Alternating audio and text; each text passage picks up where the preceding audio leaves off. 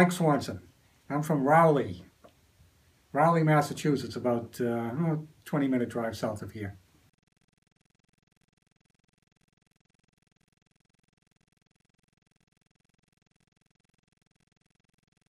Well, I started in my late 20s, early 30s, just before I got married. And I actually came upon the hobby quite by accident. I was an engineering student. I was taking a course up at MIT, and I was wandering through the halls up there, and I came across their magnificent collection of model ships. And of course, I had built models as a young kid. Kids of my generation, we didn't have electronic toys, so we used erector sets and other things to keep ourselves occupied. So I was used to building things with my hands, but I hadn't really taken a stab at model ships because at least model ships out of wood. I had done a number of them out of plastic, but wooden ships were a whole different challenge. And when I saw those magnificent ships at MIT, I said, I'm an engineer. I can do that. I can build things. So I went down a place no longer exists, at least in terms of selling models, Bliss Marine in Boston. And I bought the most expensive model ship they had. It was the prettiest picture, HMS Victory. And I said, I can build this thing. And, it cost me about $300 at the time, which is, back in the early 80s was a lot of money. And I spent 3 years before I got married working on the hull. And that came out pretty good. And then I got married and life happens and work happens, and it sat untouched for 20 years. So after I retired, I decided to finally finish the ship and rig it. And the rigging of that ship took about 2 years because I really knew nothing about rigging a first-rate ship of the line like Nelson's Victory.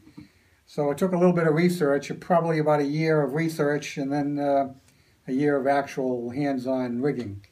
So the ship took about 25 years to complete, but actually 5 years of that was actual work, and 20 years was collecting dust.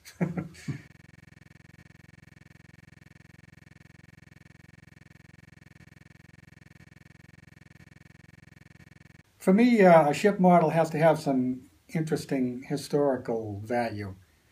Just a regular ship wouldn't particularly interest me, so I tend to focus my attention on those ships that have some famous historical context. For example, I did a Viking ship, and the Viking ship I built was actually a model of one that they found in Oslo, Norway, buried in a farmer's field, with a Viking princess and her slave both entombed on the ship. And it was remarkably intact, and you can actually visit the ship in Oslo, Norway, and their Viking ship museum.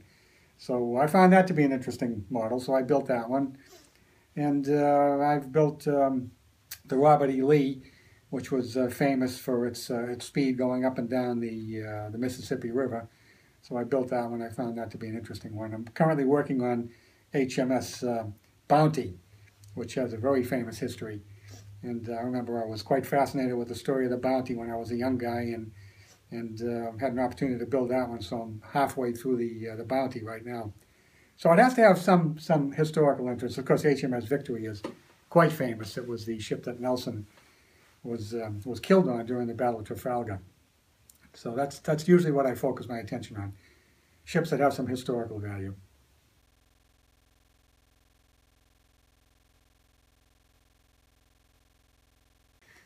Well, with Victory, one of the things that I found was a real challenge was that the plans that came with the kit never really contemplated somebody building the ship as accurately as possible. It was just supposed to look like a nice boat.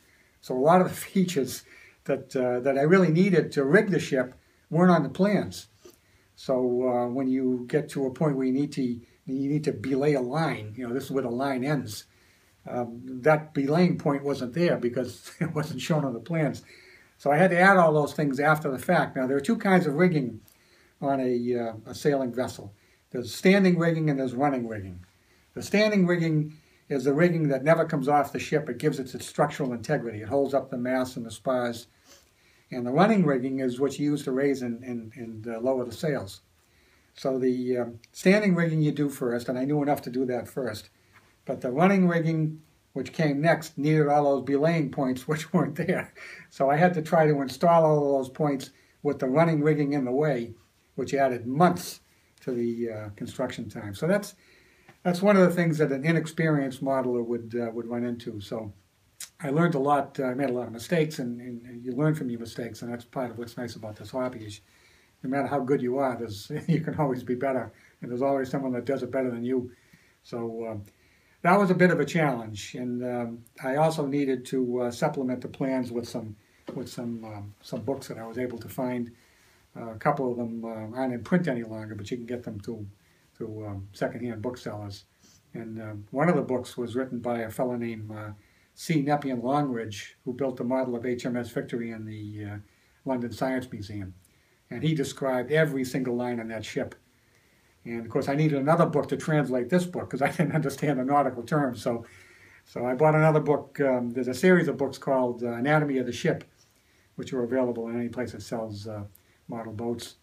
And this described in layman's terms what all these features were that Longridge was describing in his book.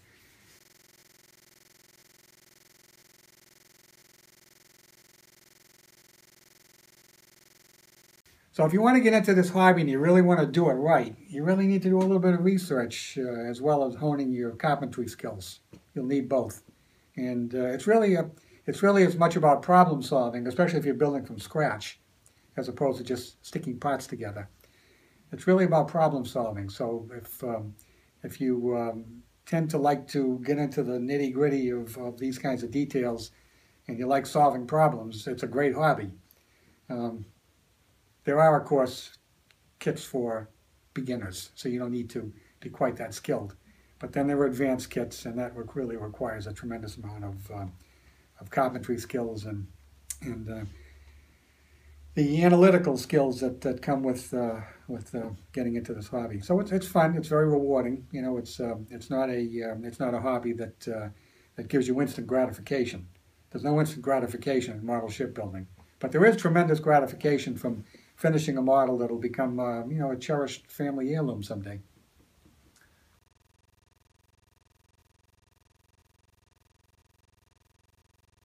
I would think that the Vasa is a ship that I would love to build.